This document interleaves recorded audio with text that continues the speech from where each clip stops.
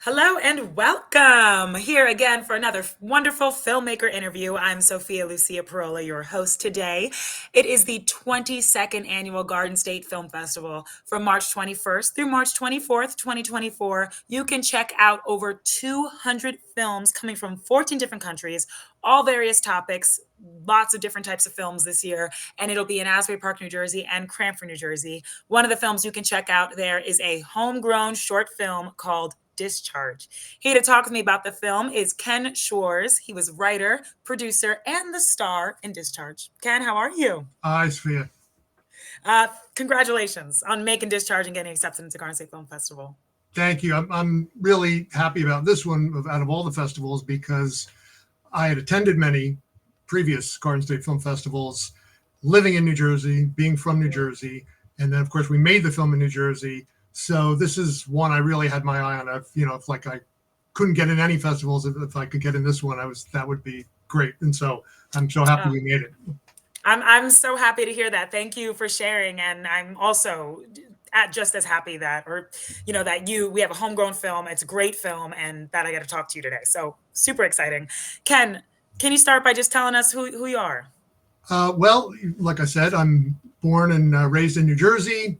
I've been primarily an actor all of my life. I'm lucky to be a professional actor most of that time as well. But I've also worked behind the scenes. So I have an extensive background in writing and producing and also designing, mostly stage shows. I've worked in theater up until the pandemic, mostly full time, creating shows and working all different aspects of the shows other than just acting in them. So I had that background. And of course, when the pandemic hit, the theater industry, along with many others, shut down. And I was kind of like I said, used to creating full time, and all of a sudden everything stopped. And so I was looking for some outlet to do from my home. And so then I'd worked extensively in film as an actor, but not so much as a creative outlet for years because I'd been so consumed with theater. And so I said, I really want to get back to that, my first love. And so I started working on, writing, and well, all we could do at that point was kind of write. So I was really thinking in terms of writing for film rather than theater at that point. Mm-hmm. Wow. I mean, I love hearing that people took such a scary and crazy time that we were all so isolated and created amazing work from it. So I'm glad the lockdown had something beneficial for you. Right. And I think it's so cool. Yeah, I read in the bio that you actually joined this like artistic group coaching program where you had to create your own character or something like that to write. Yeah, it was one of the outlets. Again, trying to make lemonade out of lemons is like, all right.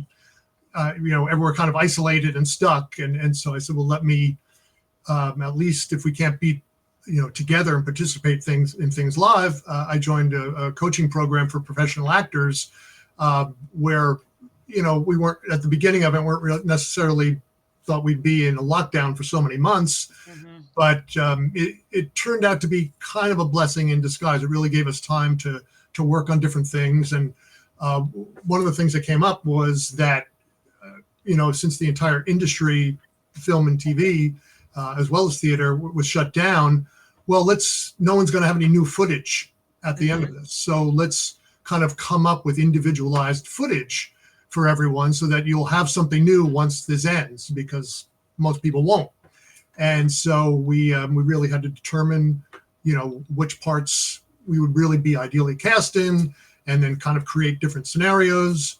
And so I didn't plan on this film. It was a complete accident. It wasn't like, what was your inspiration for this film? It was all accidental. Right. It all started with this thinking of, okay, what is an ideal character for you to play? What would most people typically cast you in without really knowing you if they just see you? And so that's where the whole thing started. It was really just a creative exercise in exploring those things. So interesting to hear how a film is born, and like you said, you didn't even know where it was going. So yeah, like I said, out of it. Yeah, I was working on another film. I was trying to write something else where I kept coming to dead ends, And this was like an acting exercise, so I wasn't even thinking of it in terms of a film. So it was weird how it just kind of overtook the other project. So tell us about Discharge. What is this film about? It's about a detective, a police detective who had suffered trauma and never really dealt with it. And now, a couple of years into that, he thinks he's kind of been getting by, but his life is slowly crumbling around him, including his marriage, which is really catching him by surprise. He thought he was kind of handling everything. And so now he really needs to face the music and really confront this past tragedy and deal with it in order to really heal his present and be present for the present. Right. And you wrote the script, you wrote this character that you play in the film. Have you ever played a character like this before? Yeah, I've played kind of police officers, FBI detectives. I've played things like that. And that's, in this group that was determined. Everyone looked at me and said, oh, cop, right? And that was one of the first things they came up the role. So I said, yeah, well, let me kind of have a different twist on that and make it more empathetic and deal with like handling a youth. This was in the original scene concept that we were working on.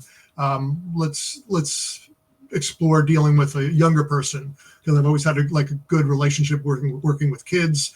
And so I said, well, this is something that could really kind of set him apart. And so that's where that started.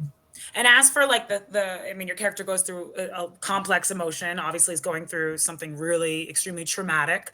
Have you ever had like that much? I mean, I know that when you play characters, we always give them depth, even if it's not on the script. Has a character that you played ever had all of these like complex emotions and things going down, and underneath?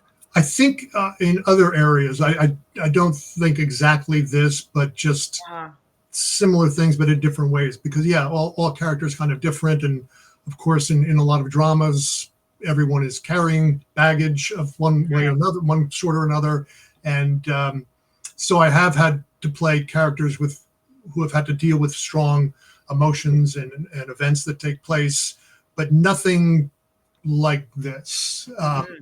And again, when I was writing it, I was not thinking in terms of me. I mean, it was really, I had established this character, this outside person who was kind of very different from me.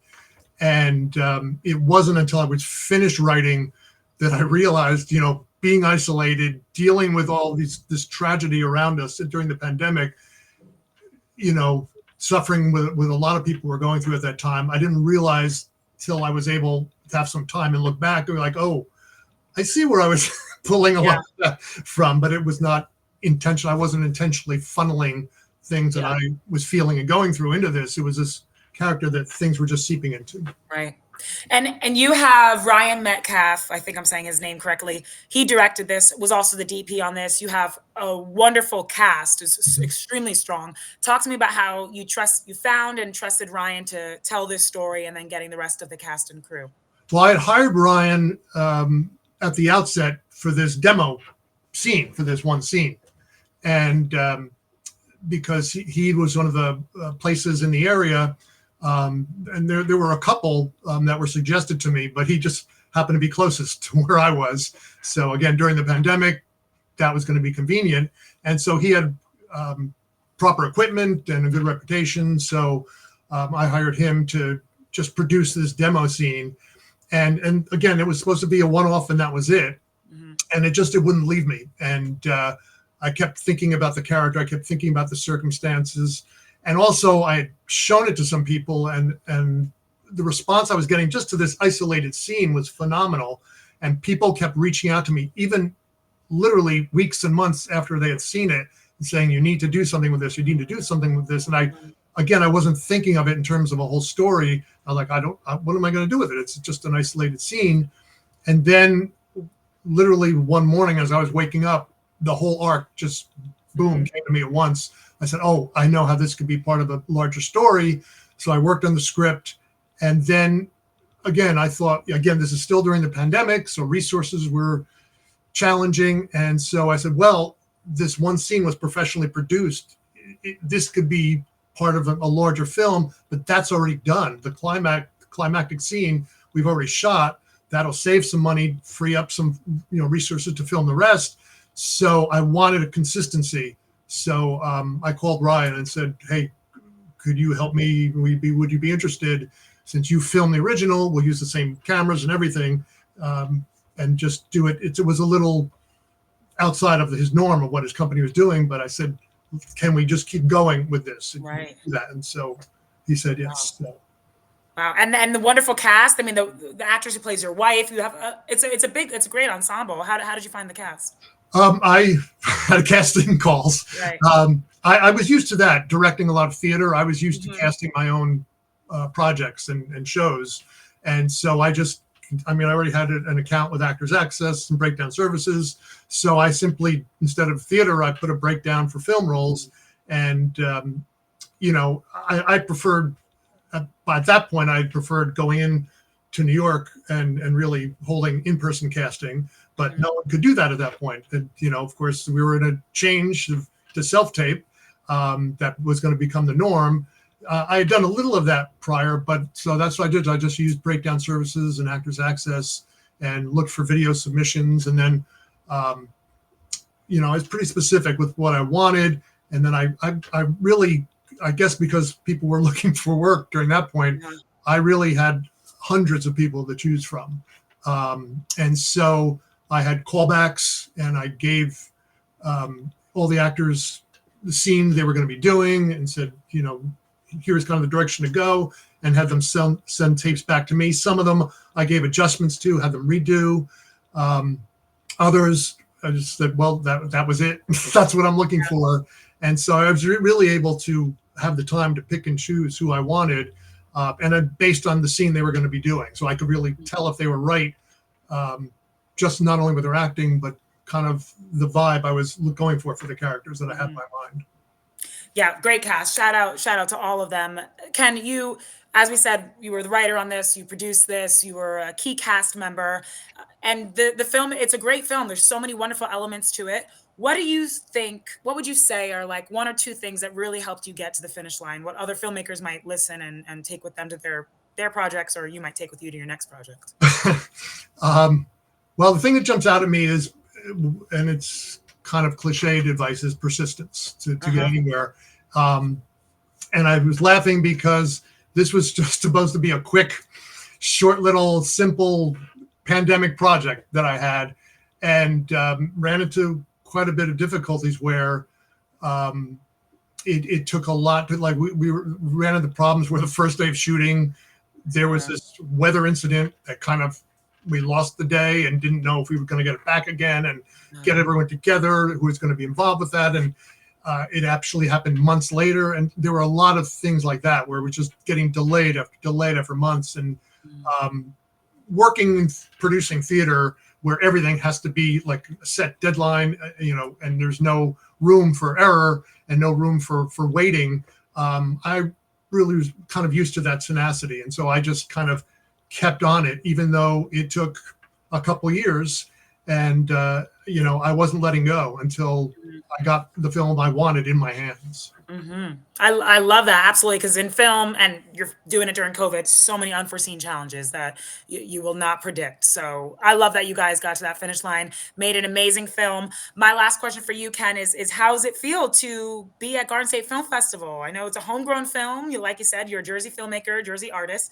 How's it feel to be in this 22nd annual lineup? It feels great. And I'm really happy they gave us the venue of the Cranford Theater, because there's not too many. That's a dying breed of a neighborhood cinema, right in the center of town, right on the sidewalk with the neon marquee. I love those, and it's a shame they're disappearing. And so I'm really happy that we're going to be able to show there on a big screen and really support that venue as well as being supported. I also I'm really happy because I have ties to that location. Right around the corner, there used to be a theater company where, when I was a kid, that's where I got my start professionally as an actor. So it's kind of a full circle moment. I love that. Thank you for sharing. That's beautiful and so meaningful. And I couldn't agree more. I think obviously the arts and places to express your art are so important, and it's horrible that it's dying. We need more help. We need more funding. Garden State Film Festival itself needs more funding. So it's just great that we have amazing artists like you who care so much about the art, and especially having it in places that are so meaningful. So Ken, congratulations again for making Discharge and getting accepted into the 22nd year of Garden State Film Festival. It's a pleasure talking to you, and I'm going to tell everyone how you can see his film. It will be screening Saturday, March 23rd, like he said, at Cranford Theater in Cranford, New Jersey.